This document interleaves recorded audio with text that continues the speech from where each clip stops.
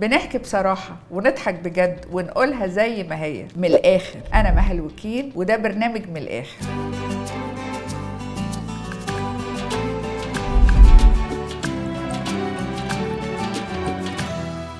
بص يا سيدي، المصريين عندهم قصة عشق غريبة مع المتحف الكبير، المتحف اللي بقى ترند قبل ما يفتح. كل شوية نسمع عنه وكل ما حد يقول الافتتاح قرب تلاقي الشعب كله اتنفض وقال هو بجد خلاص المرة دي بجد هيفتحوه. بس المرة دي فعلا حصل، فتح المتحف المصري الكبير، أكبر متحف أثري في العالم تقريبا، وبيطل على الأهرامات بمنظر يخليك تقول هو في كده؟ القصة دي ليها طابع مصري أصيل، نسمع عنها سنين، نستناها، نهزر عليها، وفي الآخر نحبها أكتر ما تتحقق. في واحد كان بيقول المتحف الكبير بقى زي الأتوبيس اللي مش بيجي، نسمع عنه أكتر ما بنشوف، بس خلاص الأتوبيس جه وفتح أبوابه على التاريخ كله. كل مصري قلبه بيفرح أول ما يسمع كلمة المتحف الكبير، لأنها مش مجرد كلمة، دي ريحة أجدادنا، تماثيل عملوها بإيديه وحضارة لسه بتتكلم بعد آلاف السنين. بس برضه بطريقتنا اللطيفة أول ما نسمع عن الافتتاح تلاقي الناس قلبتها نكتة فورا. واحد بيقول لك هو يفتح امتى بالظبط عشان اظبط الاجازة، والتاني يرد يقول له استنى يا عم خليهم يفتحوا الاول وبعدين نحجز التذاكر في موسم التخفيضات. احنا كده دايما نهزر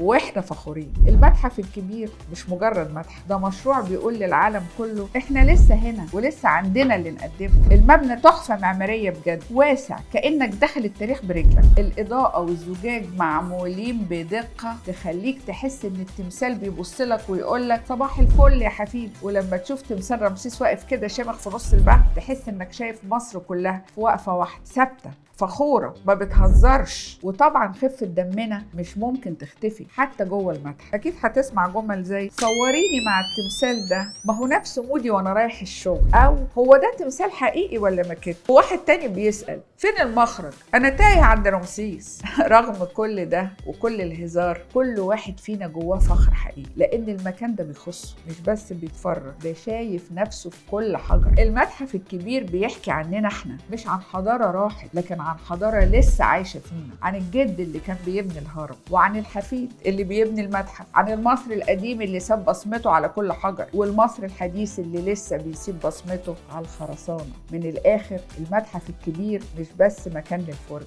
ده مراية بنشوف فيها نفسنا، فيها الجد اللي بنى الهرم والحفيد اللي لسه بيحلم، وفي كل مرة نزوره هنخرج منه واحنا حاسين اننا مش مجرد زوار، احنا اصحاب المكان. ومن الآخر المتحف الكبير هو بيتنا الكبير اللي بيقول للعالم كله احنا اصل الحكاية.